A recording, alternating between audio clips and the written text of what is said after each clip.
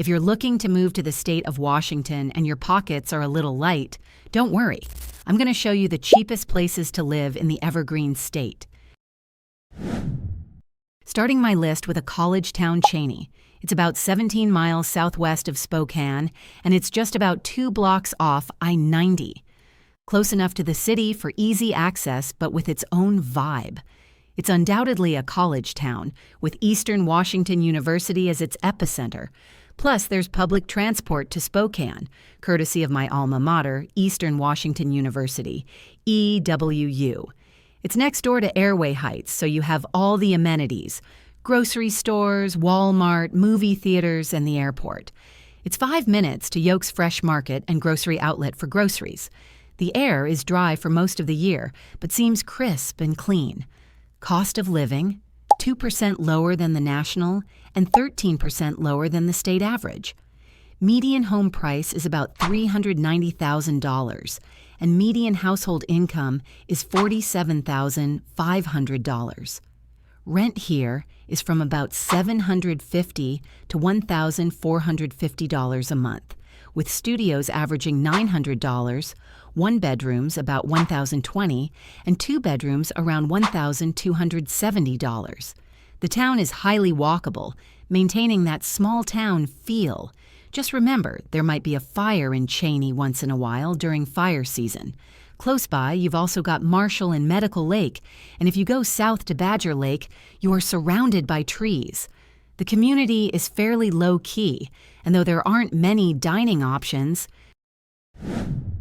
Next one is the Little Chicago. Due to its rowdy past, Kelso, it's a southwestern Washington city near the Cowlitz River, the little brother to Longview, Cowlitz County's other city. With that small-town feel, its population of about 13,000 is closely connected to Longview.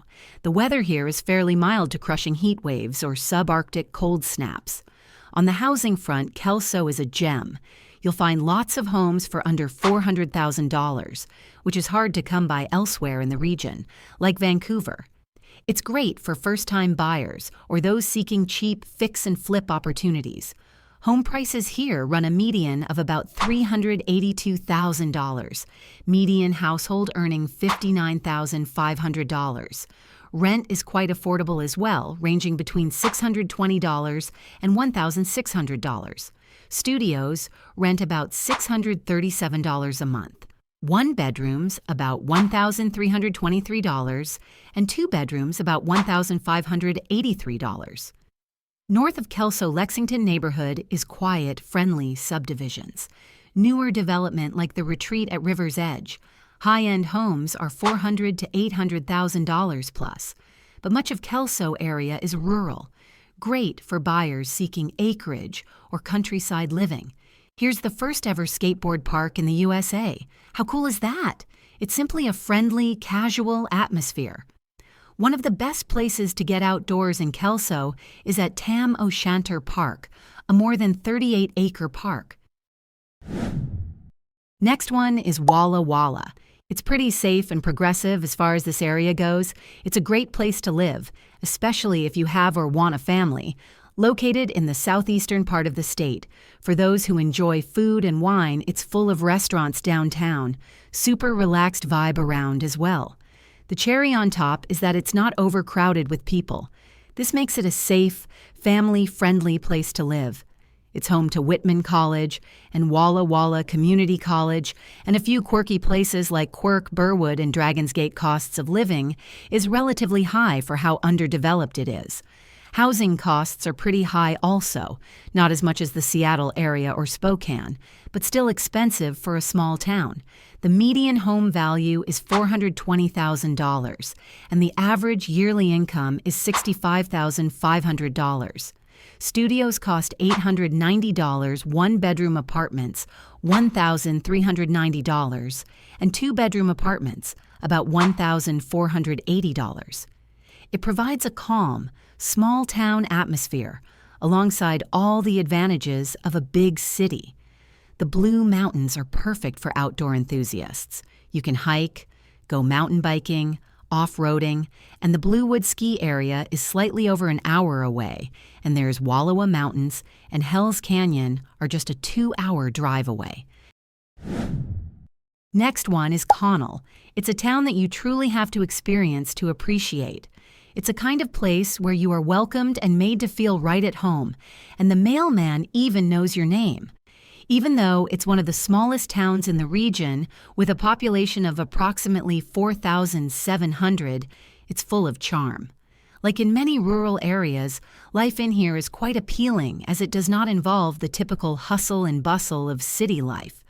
Besides its food processing industry, here you can find agricultural chemicals and correctional facilities.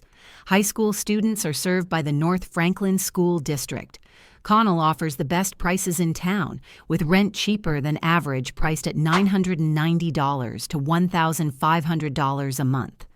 Households make a median income of $64,000 with an average home price of $247,000.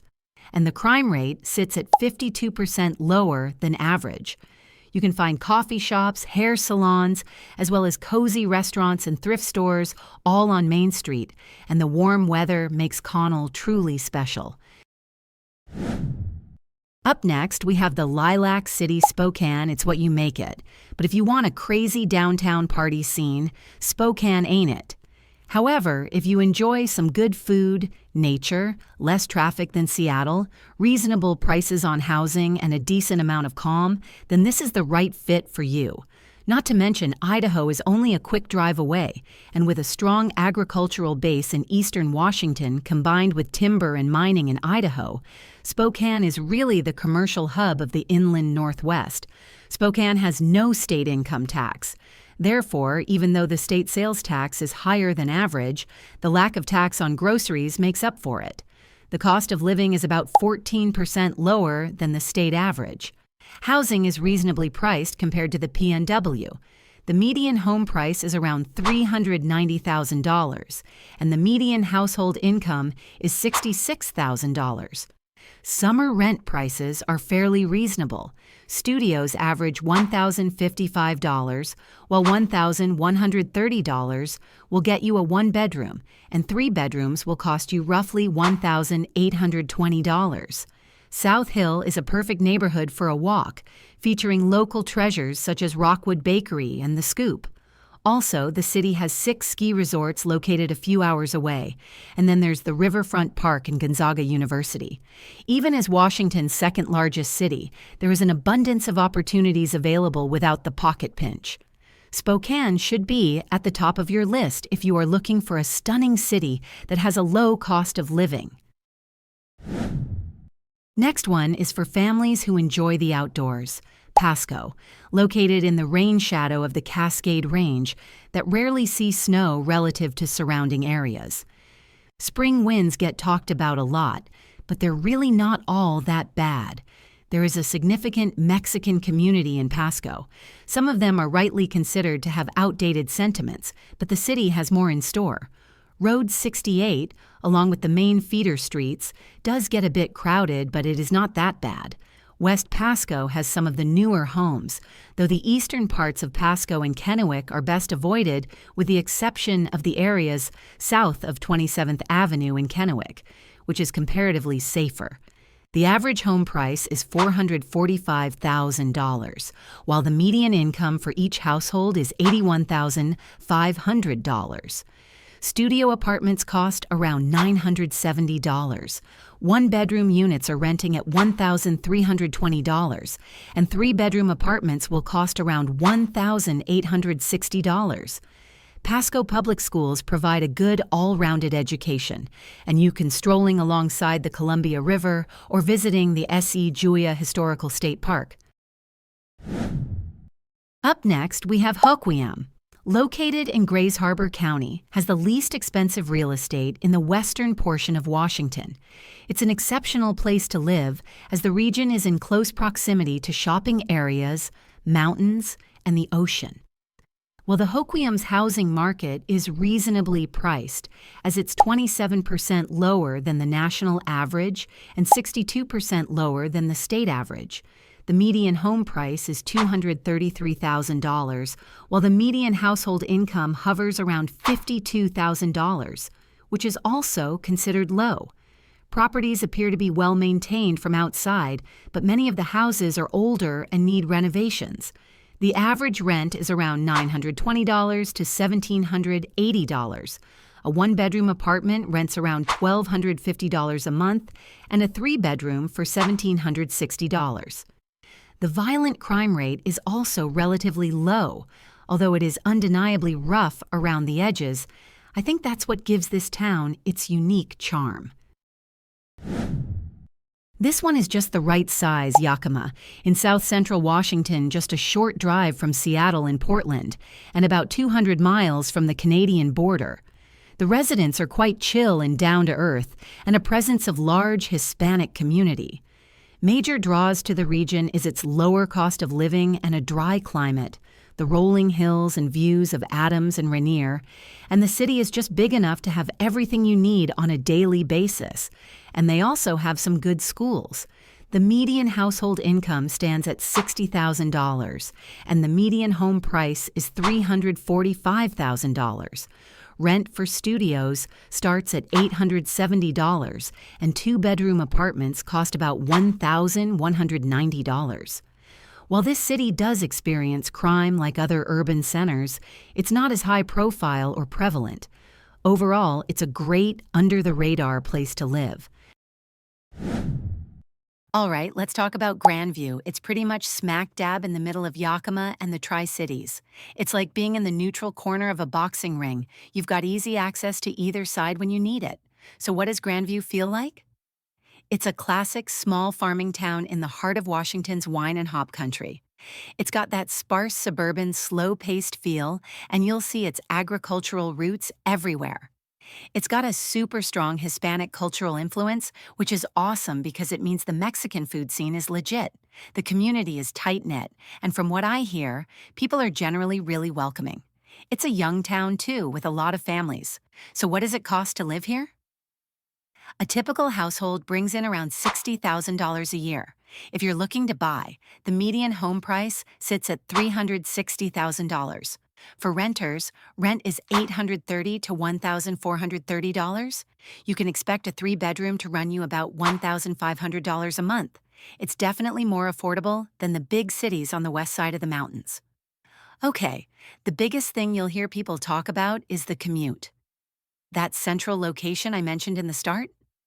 It's a double-edged sword, since most of the major shopping, specialized jobs, and entertainment are in Yakima or the Tri-Cities. You're looking at a 45-minute drive each way, every single day. That time, gas money and wear and tear on your car really add up. At the top of the list is asparagus capital of the Northwest, the Sunnyside. Situated in the Yakima County, about 35 miles north of Seattle, and I think Sunnyside is a nice place. The weather is nearly perfect if you like sunshine. The community has a welcoming atmosphere, and you would never go hungry here, as there is Mexican food on all fronts, and the cost of living is 18% lower than that of the state. Here, the agricultural industry is extremely stable and offers a plethora of jobs. To add even more value, there is no income tax, which makes life far easier. The median household income stands at $53,500. There are some older homes, like 20th century ranch-style houses. Most were built after 2000. The price of newer homes is set between $500,000 to $1 million, but the median home price is around $306,000. The area has a mixture of classic 20th century style ranch houses and modern homes built after the year 2000, $500,000 and $1 million. Rent falls between $840 to $1,500. Furthermore, access to the freeway makes traveling to Sunnyside effortless. I'd look into Zilla too. It's a great little community about 15 to 20 minutes from Sunnyside. As long as you're close to the freeway, it hardly takes any time to get to Sunnyside. I would love to hear your suggestions on cheap spots to live in Washington. And in the end, don't forget to like, subscribe, and ring the bell.